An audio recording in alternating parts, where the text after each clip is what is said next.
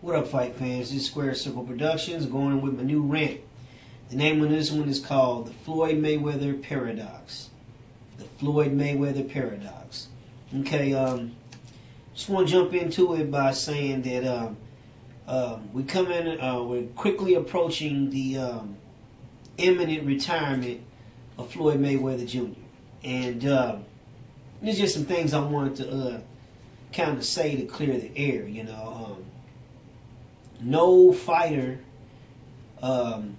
with his record, with his level of accomplishment, with his level of notoriety, receives the amount of hate and dislike that he does. And, it's sad because he has accomplished quite a lot in his career.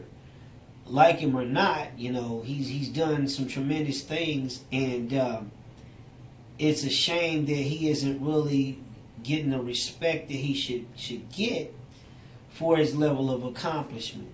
Okay, and I just wanted to say that a lot of demands that are silly and unrealistic are being placed upon him for his title defenses, especially now at the end of his career. I mean, the man's had a 20-year career. You know what I'm saying? He's pretty much beat everyone that you can think of for the most part. And, he beat Manny Pacquiao, which is more than enough to be said. I mean, that's the one thing that I asked of him to do, was to fight Manny Pacquiao. To not end his career not having fought him. And now he's done that. He's at the end of his contract and things. Okay, I just got a new thing I want to add to that later on at the end, so it don't take away from the beginning of it. But at the end of the day, he's done all these things. He's done all these great things, and now everybody's still wanting to see him get beat. They want, well, he needs to take this fight, and he needs to take this fight and that fight. Okay, it was Manny Pacquiao. Then when he beat him, now you're trying to reach for somebody else that you feel can beat him. You know what I'm saying? And at the end of the day, man, he's done pretty much everything he needs to do. Why not go on out and take you a couple of fights in your career undefeated and retire? But apparently people don't want that, because there's a lot of people out here that can't stand him, that don't like him, and they just live to see him get beat. They just want to see him fail. I mean, I would even say that no athlete is this vilified as he is. Even LeBron James isn't as vilified as Floyd Mayweather Jr. if you really look at it. But that could be debatable. But anyway, I just want to tell you my personal story with Floyd Mayweather. And it's not nothing like personal, like I know him personally or anything, but it's just more or less, I was a huge boxing fan coming up in the 80s, as a teenager in the 80s. You know what I'm saying? And I followed boxing pretty much into like the 90s, the mid to late 90s, not so much. But yeah, for certain fights, I would turn out and check out, But eventually, man, I just kind of got out of boxing, and unfortunately, Floyd Mayweather was somebody that I saw starting to come on the scene right around the time I was leaving, wasn't really caring about boxing as much. And so, when I checked him out early on his career, there was nothing I hadn't seen before, I mean, he kind of reminded me of Pernell Whitaker, so I pretty much left it at that. Okay, now, 15, 20 years down the road, I started getting back into it, because first I started watching a lot of UFC and MMA and things like that, because they were really hot there for a minute. You know what I'm saying? And then, eventually I got back into the fight game, because I was starting to see boxing kind of dying away.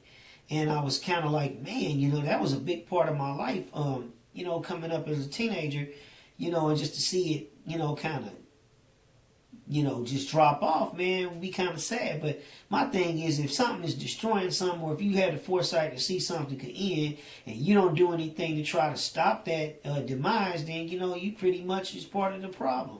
Like they say, if you're not part of the solution, you're part of the problem. So, I started kind of seeing what's going on in boxing. I said, man, there's a few things out here that'll keep me, interested. Okay, now at the time Mayweather was the man, and I'm like, well, what's the big deal with Mayweather? man, he just trained so hard, and he's this, he's that. Okay, cool, fine. But I studied some stuff on 60 Minutes about 4 years ago, and they did a piece on Manny Pacquiao, and I really was interested in it. I was like, this is a good guy. This is good for boxing. So then, I'm more like, well, why is this guy not fighting this guy? You know what I'm trying to say? So a lot of that was answered to me later on here when I went to go see the Mayweather Pacquiao fight. I was watching some of the pre-fight stuff, and they kind of told his story. See, I didn't know a lot of this stuff that that he was up under Bob Arum, and that Bob wasn't really making him a priority, and they was more putting De La Hoya out there, even though it was like De La Hoya's time was kind of like coming to an end, and that Floyd really wanted to be the premier guy, and he felt like they wasn't really caring about his career and trying to promote him, so he fought his way up out of his contract with Bob Arum and started doing his own thing. And then they say, he got rid of the pretty boy Floyd image and then became Money Mayweather. And so I started saying, oh, okay, that's what this is. It's all an act, man. All this is just a way of him promoting himself, trying to show that I'm an independent man and I make my own money. I don't got a bunch of people's hands in my pockets. You know what I'm saying? But at the end of the day, this dude trains hard. He works hard. He's put the time in.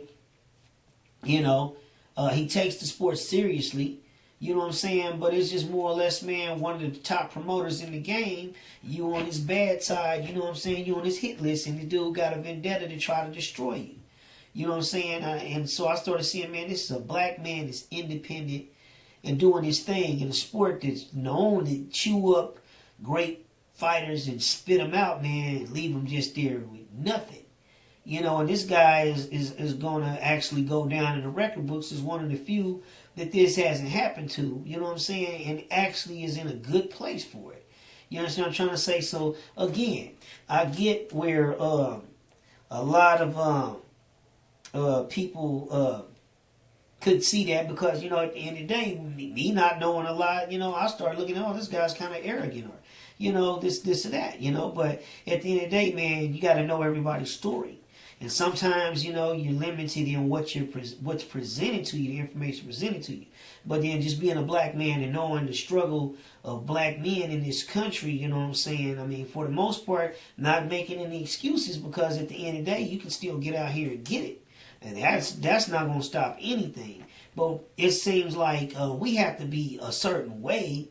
You know what I'm saying? We can't be who we want to be or how we perceive ourselves or how our community perceives us. When we step outside of that, man, we've got to be a certain way. And if we step outside of that line, what people try to impose upon us as how we should be, then we get viewed as belligerent and this and that. And black men are kind of high strung.